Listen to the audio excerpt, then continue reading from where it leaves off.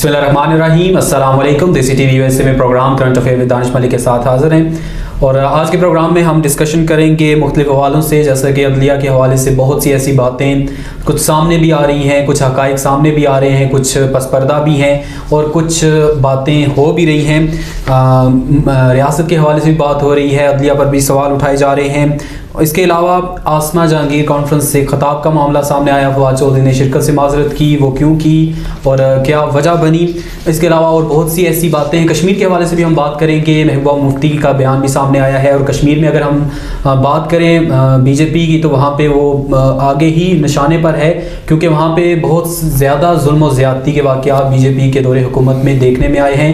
और अगर भारत की इस भारतीय जनता पार्टी की बात की जाए तो भारत में भी ये अपनी मकबूलियत काफ़ी खो चुकी है। अगर किसान मूवमेंट की बात की जाए तो वो कामयाब हुआ और अभी पिछले दिनों ही मोदी ने वो जो 3 कानून थे किसानों के हवाले से वो फिर वापस ले लिए, किसानों का एहतजाज रंग लाया।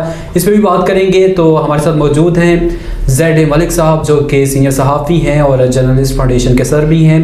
Welcome to our show sir. बहुत शुक्रिया दानिश।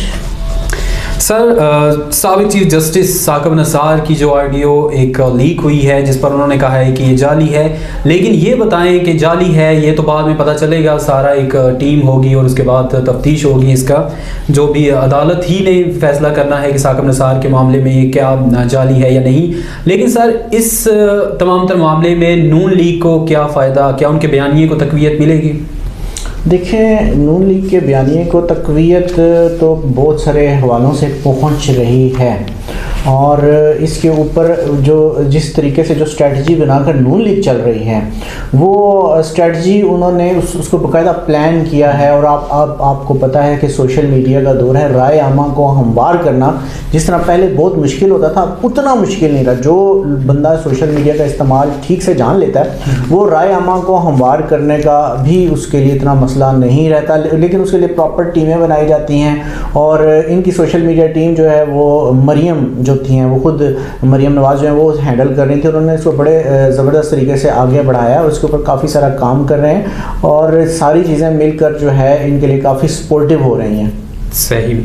अच्छा सर, अगला सवाल ये है कि ख़बर ये भी कि आसमा जहांगीर कॉन्फ्रेंस, उसमें फिर नवाज शरीफ साहब ने खिताब और उसको लेकर फवाद चौधरी ने कहा कि वो इस कॉन्फ्रेंस में शिरकत नहीं करेंगे। इख्तितामी 2 रोज़ा कॉन्फ्रेंस थी, उसके इख्तितामी सेशन से खिताब करना था और फिर तारें भी काट दी गई। वो तो हुकूमत का अपना एक है कि मफरूर आदमी हुकूमत की जानिब से कहा गया कि वो खिताब करने का अहल नहीं है और फवाद चौधरी ने भी शिरकत नहीं की।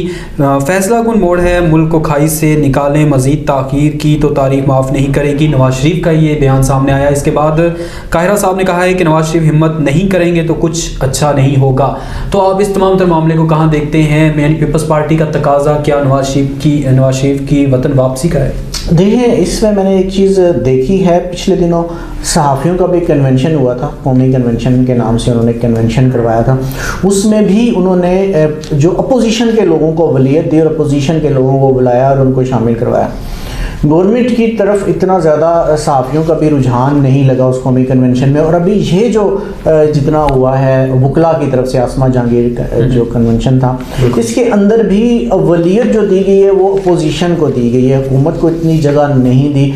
इससे ये चीज़ लगती है कि हुकूमत जो है वो अपनी जो है लॉबिंग जो है वो सहाफ़ियों में और वकला में उस अंदाज में नहीं कर पा रही, या उस तरीके से उनको एतमाद में नहीं ले रही, या उनके नज़दीक उनके इस तरह नज़दीक नहीं हो रही जिस तरह बाकी जो हुकूमतें होती थी कोशिश करती थी। तो दूरियां महसूस हुई दोनों कन्वेंशन में, सहाफ़ियों के साथ भी इनकी और वकला के साथ भी, जिसके पीछे बहुत सारी चीज़ें हो सकती है और इनके ऊपर हुकूमत को काम करना चाहिए। और बाकी जहाँ तक बात रही, आपने कहा कि तारें काट दी, वो ज़ाहिर बात है। और उसके ऊपर हुकूमत का बयानिया भी आया कि वो एक मफरूर शख्स हैं और वो इस तरह के कन्वेंशन में वो नहीं कर सकते। बहरहाल जो है वो एक सियासी लीडर भी हैं और उनकी पार्टी भी एग्जिस्ट कर रही है पाकिस्तान के अंदर। और लेकिन हम वकला की जानिब से भी देखते हैं तो वकला की एक बहुत बड़ी तादाद नवाज शरीफ के बयानिए के साथ खड़ी नज़र आती है। क्या आप इस बात से एग्री करते हैं? अब बहुत बड़ी तादाद आप कह सकते हैं, पीटीआई में भी बहुत सारी तादाद है वकला की, ऐसी बात नहीं है। इसमें भी मैं ये नहीं कह रहा कि नवाज शरीफ के बयान के साथ एक तादाद मौजूद नहीं, एक तादाद मौजूद है, लेकिन तादाद तो हमेशा दोनों तरफ से ही होती है। सही। سر آگے شاہد حقان عباسی کا تذکرہ ہم کریں گے. انہوں نے کہا ہے کہ سیاستدانوں کا احتساب ٹیکس کی بنیاد پر ہونا چاہیے, اور ان کا یہ بیان, ان کا اشارہ کس طرف ہے کہ کوئی 50 کروڑ کے گھر اور 6 کروڑ کی گاڑی میں پھرتا ہے تو اس کا احتساب کیوں نہیں. یعنی ان کا کہنا ہے کہ ٹیکس کو دیکھا جائے کہ کون کتنا ٹیکس دے رہا ہے. تو اس بیان کو آپ کیسے دیکھتے ہیں؟ دیکھیں ٹیکس جو ہے وہ اس کے اوپر ریفارمز لائی گئی ہیں پی ٹی آئی کے دور کے اندر, اور ریفارمز دراصل یہی ہوتی ہیں کہ زیادہ لوگوں کو ٹیکس نیٹ میں لایا جائے اور ان کی آمدنی کے ذرائع دیکھے جائیں اور پھر وہ کتنا ٹیکس پے کرتے ہیں یہ دیکھا جائے. تو ریفارمز کا مطلب یہی ہوتا ہے, اسی کے اوپر کام کیا جاتا ہے. اگر وہ ٹھیک سے کام اس کے اوپر نہیں کر پائے تو تبھی وہ اس طرح کے بیانات آتے ہیں کہ وہ کیوں گھوم رہے ہیں اور وہ یوں کیوں ہو رہا ہے, اور اس طرح کے سارے معاملات ہوتے ہیں. برحال یہ ہر جگہ موجود ہیں, اس طرح کے پرابلمس ہوتے ہیں, انگلیاں بھی اٹھتی ہیں, لیکن تحقیق کے بعد ہی کسی کا پتہ چلتا ہے کہ وہ کیا کر رہا تھا. اور دوسرا سر, آپ کیا سمجھتے ہیں کہ نواز شریف کے بیانیے کو یا ان کی پارٹی کو پاپولیرٹی ان کے وطن واپس آنے سے ملے گی, یا اس کا ایک یہ بھی کہ نواز شریف کیا وطن واپس جلد آئیں گے یا وہ الیکشن تک انتظار کریں گے آگے؟ نہیں, پاپولیرٹی تو نون لیگ کی ہے, اس سے تو کوئی انکار نہیں کر سکتا. ان کا ایک ووٹ بینک ہے, مستحکم ووٹ بینک ہے, اور مزید مستحکم ہوا ہے وقت کے ساتھ ساتھ جہاں تک ہم نے دیکھا ہے. تو نون لیگ ایک بڑی پارٹی ہے پاکستان کی, 3 جو بڑی پارٹیز میں سے ایک ہے, ٹھیک ہے. تو نواز شریف صاحب کے واپس آنے سے اس کو مزید طاقت ملے گی, یعنی کہ وہ جو ووٹر ہے وہ زیادہ ہو سکتا ہے. جیسے احتجاجی سیاست ہوتی ہے اس طرح باہر نکلنے میں شاید کافی ہیلپ فل ہو, لیکن ابھی چونکہ پاکستان میں اس طرح کی صورتحال نہیں کہ سیاسی جماعتیں بھی احتجاج کا اس انداز میں کوئی راستہ اختیار کریں. باقی ووٹ بینک تو ان کا ہے, وہ اتنا ہی رہے گا, وہ آنے سے کوئی فرق نہیں پڑے گا. ووٹ بینک ان کا جتنا ہے وہ مستحکم ہے. سر آگے بات کی جائے بزدار صاحب کی, تو ان کا کہنا ہے کہ حکومت مدت پوری کرے گی اور اپوزیشن اگلے 5 سال بھی اسی تنخواہ پر کام کرے گی. تو آپ کیا دیکھتے ہیں, اگلا الیکشن جو ہے وہ کوئی ٹویسٹ لا سکتا ہے پاکستان کی سیاست میں؟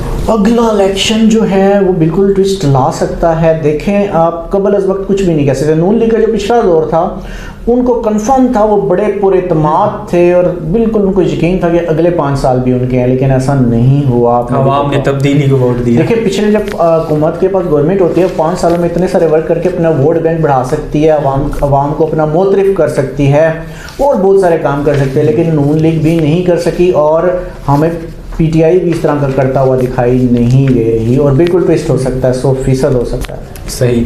سر اگر آپ کشمیر کی ہم بات کرتے ہیں, بھارتی وزیر اعظم نریندر مودی کسانوں کے ہاتھوں وہ سمجھ لیں کہ سرنڈر ان کو کرنا پڑا, قوانین انہوں نے واپس لیے اور کسان اپنے احتجاج میں کامیاب ہوئے اور اپنے گھروں کو واپس لوٹ گئے.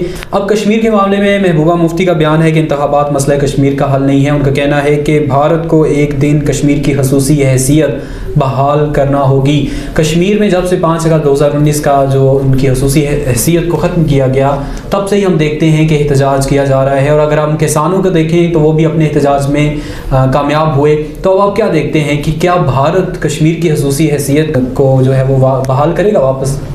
نہیں نظر آتا. بی جے پی تو کم از کم نہیں کرے گی کسی بھی صورت, کیونکہ بی جے پی نے خود ہی تو یہ سب کچھ کیا ہے اور وہ کر کے تو. اور دوسری بات ہے کسانوں کے احتجاج کو اگر اس تناظر میں دیکھتے ہیں تو کشمیری اس انداز میں وہ احتجاج نہیں کر سکتے, اس لیول پہ وہ نہیں کر سکتے. کسانوں نے تو انڈیا بند کر کے رکھ دیا تھا, روڈز بند کر دی تھیں, اور جو ایک انہوں نے دھرنا دیا بڑا عالمی عالمی ظاہری بات ہے. جو کسان جو ہے نا, کسان ان کے یہاں وہ ایک جو ان کے باہر روابط تھے وہ بڑے مضبوط تھے, اور پھر ایک زبردست قسم کی انہوں نے مطلب اس مہم کو چلایا اور اس کے اوپر انہوں نے ٹائم بہت دیا. دیکھیں نا وہ روڈز پر بیٹھے رہے, ہٹے نہیں, اور پھر جب انہوں نے لاسٹ میں اینڈ میں جا کے پارلیمنٹ کی طرف جانے کا اعلان کیا تو گورنمنٹ کو پتا تھا ان کو آسانی سے روکنا ممکن نہیں, اور وہ سرنڈر ہوئی, انہوں نے سارا کچھ کیا. لیکن کشمیری چونکہ ایک خاص ٹیریٹری میں ہے, وہ انڈیا کے اندر اس تعداد میں موجود نہیں ہے کہ جا کے روڈز بند کر دیں یا اس طرح کا معاملہ کر دیں. وہ زیادہ سے زیادہ کشمیر کو ہی بند کر سکتے ہیں, مودی سرکار کو فرق نہیں پڑتا, کشمیر کو فرق نہیں پڑے گا. اور ریاست انہوں نے بالکل اس کو کلیدہ اس کا سسٹم رکھا ہوا ہے. سر اسی پہ اگر بات کریں ہم خالصتان اور مقبوضہ کشمیر کی بات کریں تو ہم دیکھتے ہیں سکھوں نے اپنے آپ کو بہت زیادہ مضبوط کیا ہے. اب ان کا بیانیہ سنا بھی جاتا ہے. ابھی پچھلے دنوں ریفرینڈم بھی ہوا, گو کہ وہ ریفرینڈم ایک نجی سطح پہ تھا لیکن ایک دنیا میں کم میسج چلا گیا. تو آپ کیا دیکھتے ہیں کہ کشمیری اتنے عرصے سے اپنا میسج اس طرح سے ڈیلیور کرنے میں, کیونکہ بہت سے کشمیری بھی باہر ہیں, اگر ہم بات کریں لندن کی بات کریں یا اور بھی یورپین کنٹریز کی بات کریں, امریکہ کی بات کریں, لیکن وہ اپنا بیانیہ سکھوں کی طرح مطلب اس طرح سے مؤثر نہیں کر سکے. کیا آپ اس بات سے ایگری کرتے ہیں؟ 100% ایگری کرتا ہوں. سکھوں نے اپنی جتنی بھی جدوجہد تھی خالصتان کو بنانے کے لیے اس میں بڑی قربانیاں دیں, بلا شبہ کشمیریوں نے بھی کافی قربانیاں دیں, لیکن جس طریقے سے انہوں نے اس کو منظم کیا اور اس کو آگے لے کر آئے, یعنی اپنی ڈائریکشن انہوں نے صحیح کی, زبردست ڈائریکشن کی. جو بھی ان کے رہنما تھے, جو ان کے لیڈرز تھے, انہوں نے اس کو بڑے منظم انداز میں آگے بڑھایا. دیکھیں انہوں نے ایک وقت تھا, اگر آپ کو یاد ہو, اندرا گاندھی کا جو دور تھا اور راجیو گاندھی, وہ اس دور کے اندر سکھوں نے جو جد و جہد کی وہ بڑی خونی قسم کی جد و جہد تھی. اس میں بہت زیادہ مسائل بنے, اس کے اندر انہوں نے قربانیاں دیں, قتل ہوئے, لوگ مارے گئے, لیکن اس کو پھر انہوں نے اس کے بعد شاید ریلائز کیا کہ ہمیں اپنا جد و جہد کا اینگل چینج کرنا چاہیے, بدلنا چاہیے. انہوں نے اس کو بدلا اور انہوں نے اس کو آہستہ آہستہ کر کے نا اس کو مؤثر بنایا, اور اتنا مؤثر بنایا کہ وہ ایک بڑی آواز بن گئی. دیکھیں یہ جو یو کے میں جو ان کے الیکشن ہوئے نا, جس کو آپ نجی الیکشن کہہ رہے ہیں, اس کو باقاعدہ یو کے گورنمنٹ کی جو ہے وہ آشیرواد حاصل تھا. بالکل. اور انہوں نے اس کو بڑا سپورٹ کیا, اور مودی نے جا کر بڑا احتجاج کیا ہے وہاں کے اس کے اوپر, یعنی کہ اس کو بڑا اعتراض ہوا ہے اس کے اوپر. لیکن وہ دیکھیں کرانے میں کامیاب رہے. ابھی تک کشمیر کے ساتھ تو پاکستان جیسا ملک کھڑا ہے جو ایک کافی اثر رکھنے والا ملک ہے, لیکن وہ ابھی تک پھر بھی اس میں کامیاب نہیں ہو سکے. ہمیں بھی اسٹریٹجیز تبدیل کرنی پڑیں گی اور دیکھنا پڑے گا کہ ہم ناکام کہاں ہیں. کشمیر کمیٹیاں بھی بنا دی جاتی ہیں, کشمیر کے حوالے سے بہت سارے اور کام بھی کر لیے جاتے ہیں, لیکن وہ کچھ بھی نہیں کرتے. لیکن پریکٹیکلی کام نہیں ہوتا. تو کشمیر کے معاملے میں عملی طور پہ آگے آنا ہوگا, اور ہمیں سکھوں کی طرح جس طرح وہ خالصتان تحریک ہے اسی طرح کشمیریوں کو بھی آگے آنا ہوگا, اور یہ ذمہ داری باہر بیٹھے کشمیریوں پر زیادہ عائد ہوتی ہے. تو اس کے ساتھ ہی آج کے پروگرام کا وقت ختم ہوا چاہتا ہے. کل پھر حاضر ہوں گے نئے موضوعات کے ساتھ. تب تک کے لیے دیجیے اجازت. اللہ حافظ.